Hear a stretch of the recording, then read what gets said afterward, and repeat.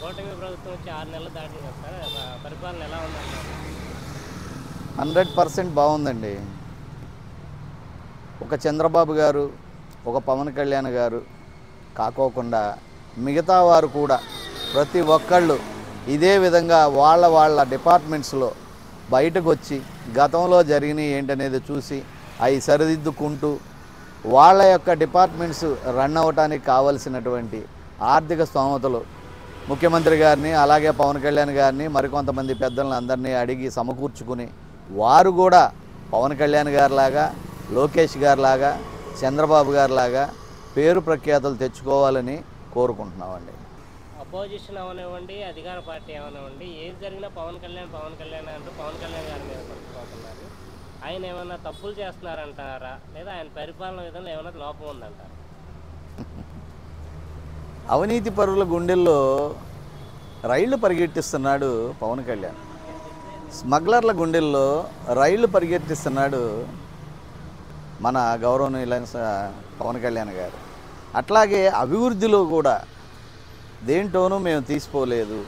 అభివృద్ధిలో కూడా చూడండి అని చెప్పి ఎక్కడో మారుమూల మావోయిస్టులు, నక్సల్స్ ఉండేటటువంటి ప్రాంతాలకు కూడా వెళ్ళి రోడ్లు ఇక్కడ కావాల్సిందే అని చెప్పి రోడ్లు వేపిస్తున్నాడు. అట్లాగే గ్రామీణ అభివృద్ధి శాఖ తీసుకుని ఆ శాఖని ఏ విధంగా బలోపేతం చేస్తున్నాడో మనందరం చూస్తున్నాం.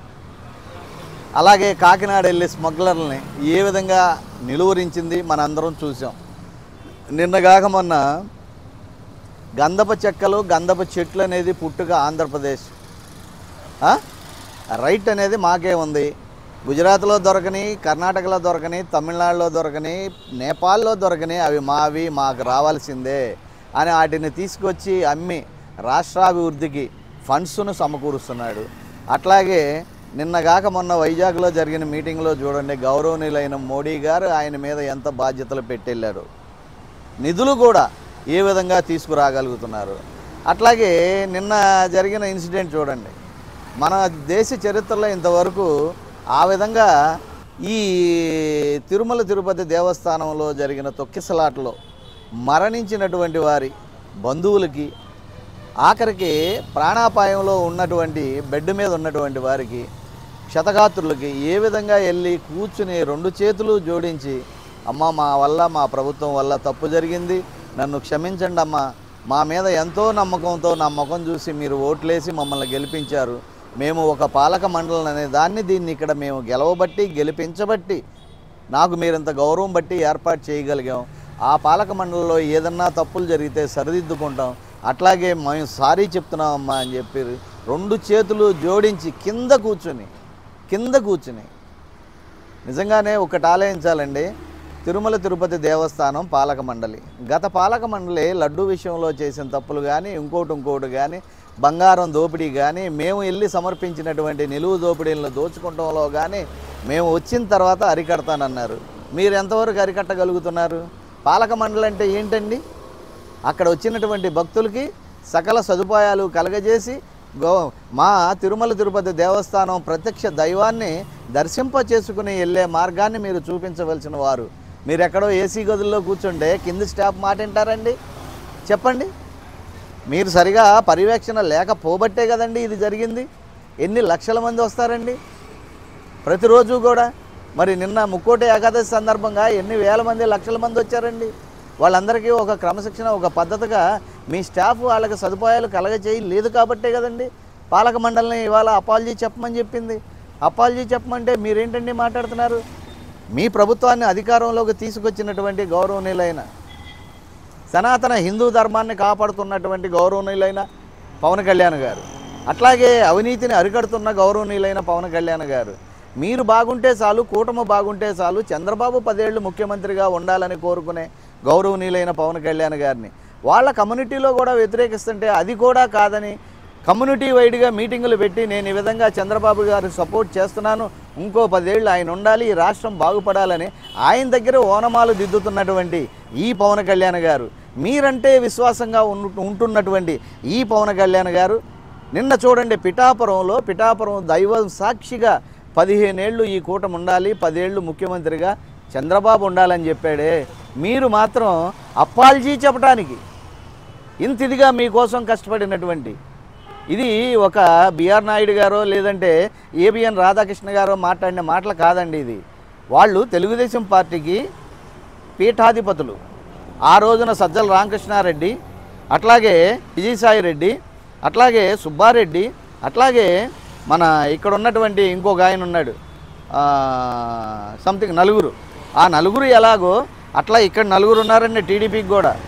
ఒకళ్ళు ఏబిఎన్ రాధాకృష్ణ గారు, ఒకళ్ళేమో ఈయన ఎవరో బిఆర్ నాయుడు గారు, ఇంకోళ్ళు ఈనాడు ఆయన, ఇంకో ఆయన ఒక ఆయన పారిశ్రామికవేత్త. చంద్రబాబు గారికి చెప్పకుండానే ఆ కామెంట్ చేశారా మీరు?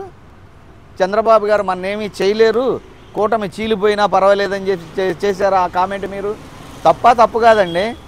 ముందు దానికి అప్పాలజీ చెప్పండి జన సైనికులకి, జనసేన మహానాయకుడైనటువంటి పవన్ కళ్యాణ్ గారికి, కేంద్రంలో మోడీ గారు ఉండటానికి, రాష్ట్రంలో చంద్రబాబు గారు ఉండటానికి నిస్వార్థంగా అసలు క్యాండిడేట్స్ను కూడా తక్కువ మందిని పెట్టుకుని మీరు బాగుంటే చాలని చెప్పి ఆశించి రాష్ట్రం బాగుండాలి, జగన్ వెడలాలి, ఇక్కడి నుంచి రాష్ట్రం నుంచి పోవాలని ఆయన తీసుకున్న నిర్ణయాన్ని ఇవాళ వైఎస్ఆర్ పార్టీలో ఉన్నటువంటి కొంతమంది ఎమ్మెల్యేలు ఎంపీలు కూడా హర్షిస్తున్నారు.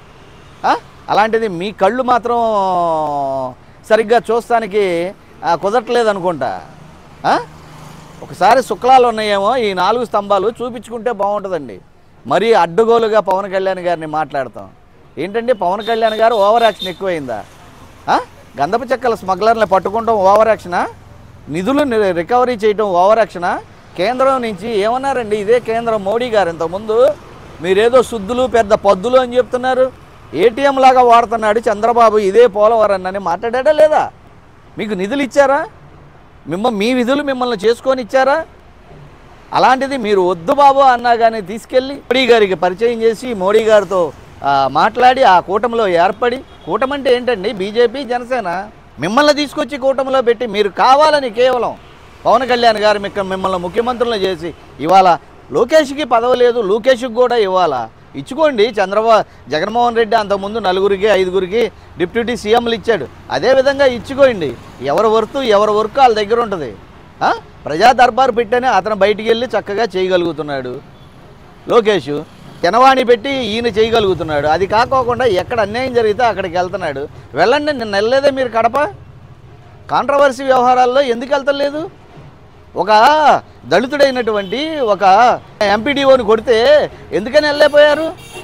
ఎందుకని వెళ్ళలేకపోతున్నారు? సమస్యాత్మకమైన విషయాలకు కూడా చావుకు కూడా తెగించి అధికారులకు అండగా ఉంటానన్నాను. నా మాటను నేను పోషించుకోవాలని ప్రభుత్వ పరువు మర్యాద పవన్కి ఇండివిజువల్గా పేరు రావట్లా, ప్రభుత్వానికి కూటమి ప్రభుత్వానికి ఒక సెక్యూరిటీ గార్డ్ లాగా, ఒక బ్లాక్ క్యాట్ కమాండో లాగా మీకు అండగా ఉన్నాడు. లేకపోతే మీ పని ఎప్పుడో భూస్థాపితం అయిపోయేది. నడి రోడ్డు మీద పడుకున్నాడు ఆయన, మీరు కాదయా బిఆర్ నాయుడు, గౌరవనీయులైన ఏబిఎన్ రాధాకృష్ణ, ఈనాడు ఇంకో పారిశ్రామికవేత్తకి డైరెక్ట్గా చెప్తున్నాం.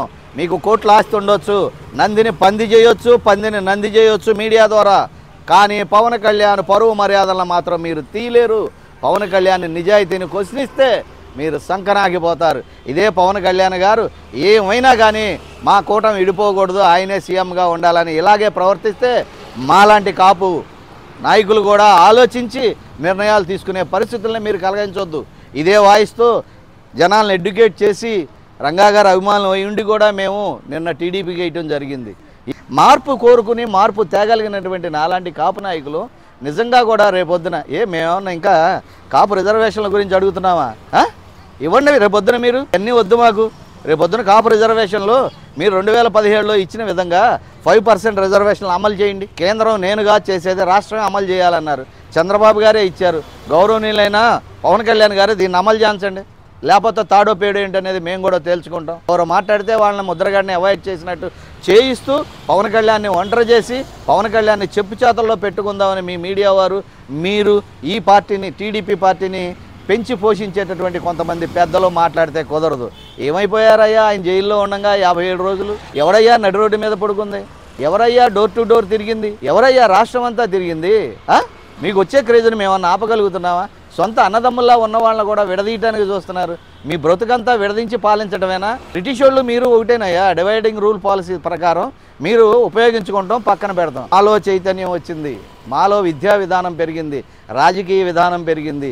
5 అంచెల వ్యూహంలో పవన్ కళ్యాణ్ తీసుకున్న నిర్ణయాలు ప్రజలందరూ గౌరవిస్తున్నారు. ఎవరో నాట్ ఓన్లీ ప్రజలు, స్వామీజీలు, పెద్ద పెద్ద ఆశ్రమాలు కట్టుకుని పెద్ద దైవందిక జీవితాలు గడిపేటట్టు వారు, అట్లా కాకోకుండా సిఎస్లు చేసిన రిటైర్ అయినటువంటి వారు చూడండి. లోక్సత్తా జయప్రకాష్ నారాయణ కానించి, ఉండవల్లి అరుణ్ కుమార్ కానించి, అట్లాగా ఐవైఆర్ కృష్ణారావు గారి గురించి, ఇంకా పెద్ద పెద్దల అందరి గారి గురించి విశ్లేషకులు చూడండి, పెద్ద పెద్ద విశ్లేషకులు చూడండి. ఇవాళ ఏంటి పవన్ కళ్యాణ్ ఏమయ్యా, పవన్ కళ్యాణ్ ప్రజల్లోకి వెళ్తే కూటమే కదంటయా అధికారంలో ఉండేది. పవన్ కళ్యాణ్ ప్రజల్లోకి వెళ్తే చంద్రబాబే కదంటయా రాజకీయాల్లో చలాయించుకునేది. ఎవరయ్యా మహారాజు? చంద్రబాబే కదంటయా. ఈయన ఒక సైనికుడే కంటయ్యా. అలాంటి సైనికుడిని మీరు మాట్లాడుతున్నారంటే అబ్బే చాలా చండాలంగా ఉందండి.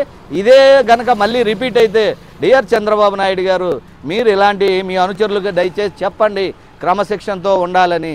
అలా ఉండని ఎడల చాలామంది నాలాటోళ్ళు ఉన్నారు, అనేక జిల్లాలను ఎడ్యుకేట్ చేస్తాం, మీకు వ్యతిరేకంగా పనిచేస్తాం, పవన్ కళ్యాణ్కే తోడుగా ఉంటాం అనేది కూడా తెలియజేయడానికి ఒక కాపు నాయకుడిగా నాకు ఎలాంటి అభ్యంతరం లేదు.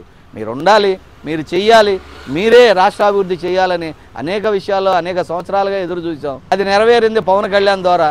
ఒక్కటి మాత్రం అంతిమంగా చెప్తున్నామండి, పేద ప్రజల కోసం ఉపయోగపడి నిద్రాహారాలు లేకుండా రోజుకి 20 గంటలు పనిచేస్తున్నటువంటి పవన్ కళ్యాణ్కి అండగా ఉంటాం. మా కాపు నాయకుడైనటువంటి పవన్ కళ్యాణ్కి ఏదన్నా అన్యాయం జరిగిందో వాడు ఎవడనేది, ఏ కులం అనేది కూడా మేము ఆలోచించాం.